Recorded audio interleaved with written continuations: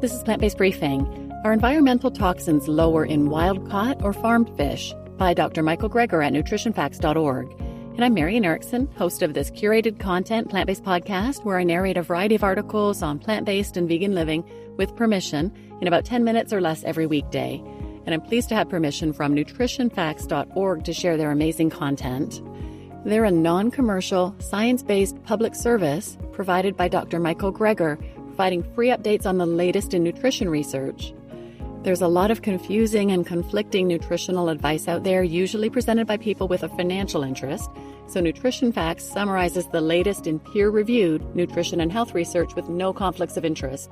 There are no ads, there are no corporate sponsorships. It's truly a public service. And Dr. Michael Greger is a physician, a New York Times bestselling author, and internationally recognized speaker on nutrition, food safety, and public health issues.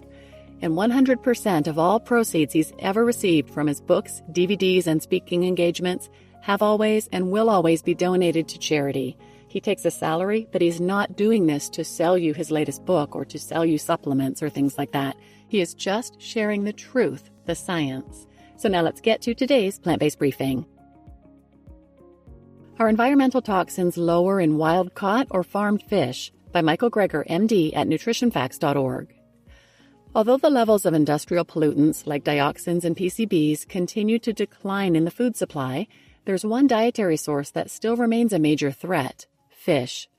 Everything eventually flows into the sea. Yes, we can get some dioxins from eating horses, but most of our exposure comes from eating fish. The U.S. Environmental Protection Agency puts the tolerable upper limit of dioxin intake per kilogram of body weight at 0.7 picograms, less than 1/1,000,000th of a gram per day. So we should get less than this in our diet every day. But we're already skirting the max just by consuming dairy, and fish takes us right over the top, even at low levels of consumption. So the adverse effects of chemical contaminants in seafood may counteract the benefits of any nutrients in fish. So much so that many dietary guidelines recommend no more than one serving a week of fish and seafood to cut down on exposure to toxic pollutants. But which is worse, wild-caught or farmed? Take salmon, for example. Salmon had the highest toxic equivalents of PCBs, followed by canned tuna, as well as the highest neurotoxic equivalents of PCBs. If you compare the levels of PCBs in salmon farmed in Maine and Canada versus salmon wild-caught in Alaska versus organically farmed salmon from Norway, compared to the wild-caught salmon, the farmed salmon, organic or otherwise, had significantly higher PCB levels. This appears to extend to other contaminants too. Based on the testing of literally tons of salmon samples from around the world, for every toxin the researchers tested, the samples of farmed salmon had higher levels than did the wild-caught salmon. Higher levels of DDT and other banned pesticides. Over 10 times more PCBs in farmed salmon, over 10 times more dioxins. In order to not exceed EPA safety levels, we wouldn't want to eat supermarket salmon more than once every 2 weeks in Denver or New Orleans, more than once in LA, Vancouver, DC, Seattle, Chicago, or New York, just once every 2 months in Edinburgh, Paris, London, Oslo, Boston, San Francisco, or Toronto, and just a few times a year in Frankfurt, Germany. We can track pollutants from the ocean to the table, and it's through the fish oil.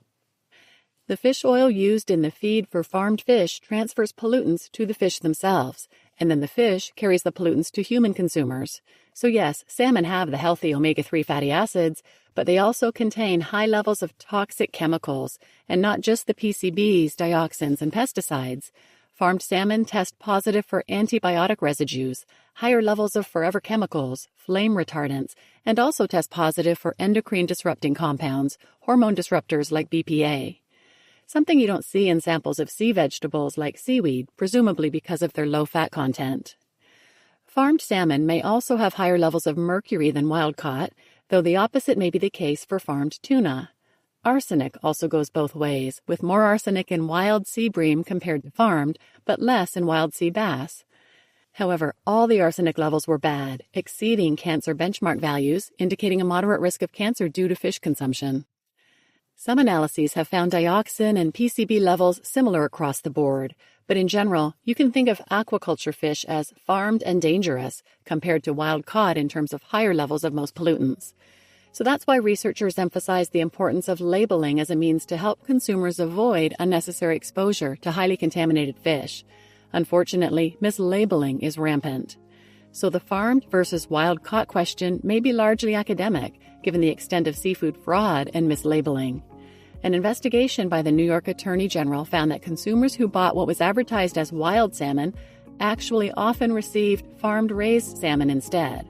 Up to 43% of salmon tested across the U.S., for example, were mislabeled, most commonly passing off farmed salmon as wild-caught. You just listened to Are Environmental Toxins Lower in Wild-Caught or Farmed Fish? By Michael Greger, MD at nutritionfacts.org. And I'm your host, Marian Erickson.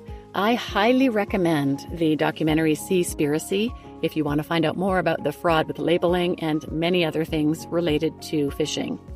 And tune in tomorrow for a follow-up episode related to this one. Are the pollutant levels in fish high enough to be harmful? And please share this episode with anyone who might benefit, and thanks for listening.